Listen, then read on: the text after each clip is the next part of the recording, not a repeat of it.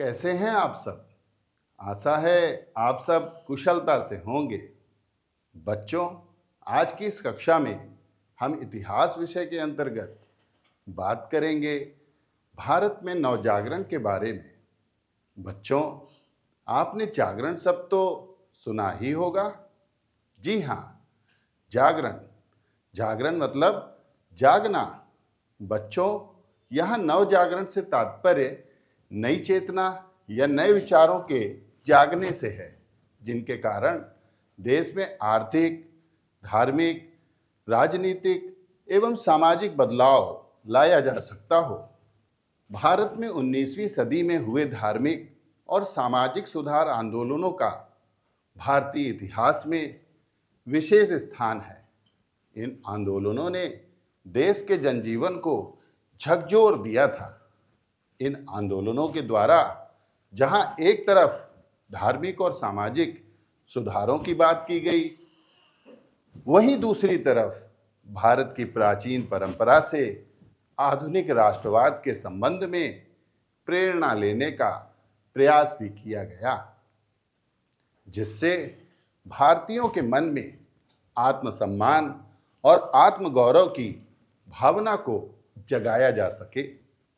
बच्चों, अब आपको समझ आ गया होगा कि धर्म तथा समाज से संबंधित पुरानी परंपराओं एवं मान्यताओं में परिवर्तन लाने के लिए किया गया प्रयास ही नव जागरण है। बच्चों, 19वीं सदी से ही भारत में नव जागरण की शुरुआत हो गई थी। बच्चों, 19वीं सदी यानी 1801 ईस्वी से 1900 ईस्वी तक का समय। बच्चों, 19वीं सदी में भारत में एक नव चेतना का आरंभ हुआ, जिसने देश में धार्मिक, आर्थिक और सामाजिक जीवन शैली को अत्यधिक प्रभावित किया। 19वीं सदी की इस नवीन चेतना को ही भारत में नव जागरण के नाम से जाना जाता है। दरअसल 19वीं सदी में भारतीय समाज और धर्म अनेक रूढ़ियों और कुप्रथाओं से ग्रस्त हो चुका था, क्योंकि समाज के मूल्य, रीति रिवाज धर्म पर आधारित थे। इसलिए अनेक कुरीतियों का समर्थन धर्म के आधार पर किया जाता था। बच्चों, कुरीति का मतलब है कुप्रथा, व्यक्ति या समाज को नुकसान पहुंचाने वाली कोई अनुचित रीति या परंपरा। बच्चों, आपको भी वर्तमान समाज में कोई ना कोई अनुचित रीति या हम कह सकते हैं कि कोई ना कोई कुरीति अवश्य दिखाई देती होगी। बच्चों, आप समाज में व्याप्त कुरीतियों को पहचानिएगा और अपने विद्यालय की कक्षा में उन कुरीतियों पर अपने मित्रों से चर्चा भी कीजिएगा। हाँ तो बच्चों, मैं कह रहा था कि 19वीं सदी में भारतीय समाज और धर्म अनेक रूढ़ियों और अनेक कुरीतियों से ग्रस्त था। अतः धर्म में सुधार लाए बिना समाज में सुधार लाना संभव नहीं था। इन कुरीतियों को समाप्त करने के लिए भारतीय समाज सुधारकों द्वारा विभिन्न प्रयास किए गए। अंग्रेजी शिक्षा, पाश्चात्य विचार, तर्कवाद, विज्ञानवाद तथा मानवतावाद से प्रभावित होकर भारतीय समाज सुधारकों ने अपने अपने धर्म को सुधारने का प्रयत्न किया। धर्म को तर्क से मापा जाने लगा और धर्म में जो विसंगतियां थीं उन्हें छोड़ा जाने लगा। सामाजिक कुरीतियों के प्रति सामाजिक सोच में बदलाव आया। अंधविश्वास, कर्मकांड इत्यादि को तर्क के तराजू पर तौलकर धर्म में सुधार किया गया। बच्चों, अंधविश्वास तो समझ रहे हैं ना? बच्चों, अंधविश्वास का मतलब है बिना सोचे समझे किसी बात पर यकीन करना। अंधविश्वास एक ऐसी मान्यता है जिसे तर्क या विज्ञान की कसौटी पर कसा ना गया हो। अंधविश्वास के कारण लोग डरते हैं और उनका जीवन संकुचित हो जाता है। कुछ अंधविश्वासों के बारे में आपने भी सुना होगा, जैसे हमारे सामने से बिल्ली के सड़क पार करने को, किसी शुभ कार्य के समय छींक आ जाने को अशुभ मानना आदि। बच्चों, आप अपनी अभ्यास पुस्तिका पर ऐसे ही प्रचलित अंधविश्वासों की एक सूची बनाइएगा और तर्क और विज्ञान के आधार पर उन पर विचार भी कीजिएगा।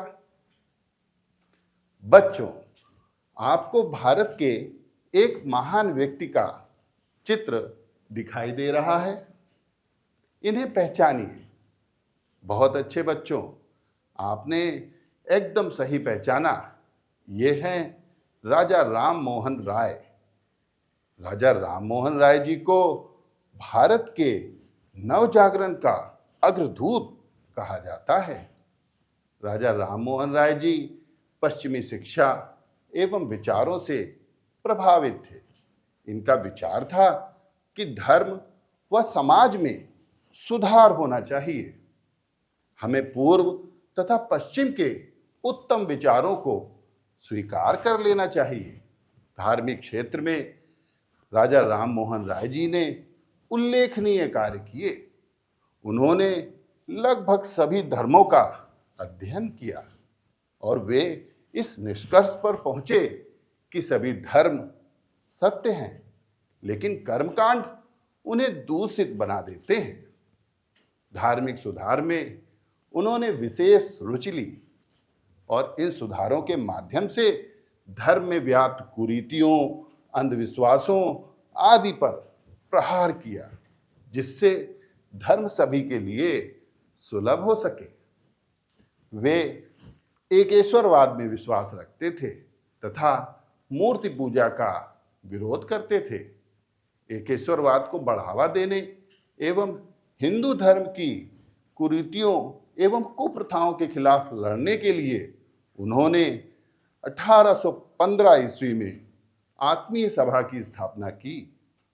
हिंदू धर्म को शुद्ध करने एवं एकेश्वरवाद का प्रचार करने के उद्देश्य से उन्होंने 1828 ईस्वी में ब्रह्म समाज की स्थापना की। राजा राम मोहन राय जी जीवन भर सामाजिक बुराइयों के खिलाफ आवाज उठाते रहे। उन्होंने महिलाओं के अधिकारों जैसे उत्तराधिकार एवं संपत्ति का अधिकार, बहुविवाह प्रथा पर रोक लगाना, सती प्रथा पर रोक लगाना आदि मुद्दों को अपने प्रमुख सामाजिक सुधार का केंद्र बिंदु बनाया। राजा राम मोहन राय जी की महत्वपूर्ण उपलब्धि 1829 ईस्वी में सती प्रथा को समाप्त करने एवं इस कुप्रथा के विरुद्ध कानून बनवाने में रही। उन्होंने हिंदू कॉलेज और वेदांत कॉलेज की स्थापना की। राजा राम मोहन राय जी ने विभिन्न भाषाओं में, जैसे बांग्ला में संवाद कौमुदी, फारसी में मिरातुल अखबार, अंग्रेजी में ब्रह्मनिकल मैगजीन आदि समाचार पत्र निकाले। राजा राम मोहन राय जी एक समाज सुधारक के साथ ही शिक्षा, पत्रकारिता, राजनीति, अर्थव्यवस्था आदि विविध क्षेत्रों में एक सक्रिय व्यक्तित्व थे। राजा राम मोहन राय जी भारत में सामाजिक सुधार आंदोलनों के प्रवर्तक के रूप में जाने जाते हैं। राजा राम मोहन राय जी के अलावा ईश्वर चंद्र विद्यासागर, दयानंद सरस्वती, महादेव गोविंद रानाडे, रामकृष्ण परमहंस, स्वामी विवेकानंद, सर सैयद अहमद खां, दादा भाई नौरोजी, ज्योतिबा फुले, सावित्रीबाई फुले, एनी बेसेंट, पंडिता रमाबाई, भगत कंवर राम और सखी बाबा आसूदा राम साहिब जैसे कई अन्य समाज सुधारक हुए, जिनके बारे में हम अगली कक्षा में बात करेंगे। तो बच्चों, आज की इस कक्षा में हमने जाना भारत में नवजागरण के बारे में, भारत में नव जागरण के अग्रदूत राजा राम मोहन राय जी की शिक्षाओं, उनके प्रमुख कार्यों और समाज में उनके योगदान के बारे में। साथ ही साथ हमने जाना 19वीं सदी के भारतीय समाज में व्याप्त कुरीतियों एवं उनके उन्मूलन के लिए किए गए प्रयासों के बारे में। बच्चों, अब आपके लिए एक प्रोजेक्ट कार्य है। जी हाँ, प्रोजेक्ट कार्य। आप राजा राम मोहन राय जी के प्रमुख कार्यों को लिखकर एक पोस्टर तैयार कीजिएगा और उसे अपनी कक्षा की दीवार पर लगाइएगा। आप अपना प्रोजेक्ट कार्य कीजिए। मैं मिलता हूं आपसे अगली कक्षा में। नमस्कार बच्चों।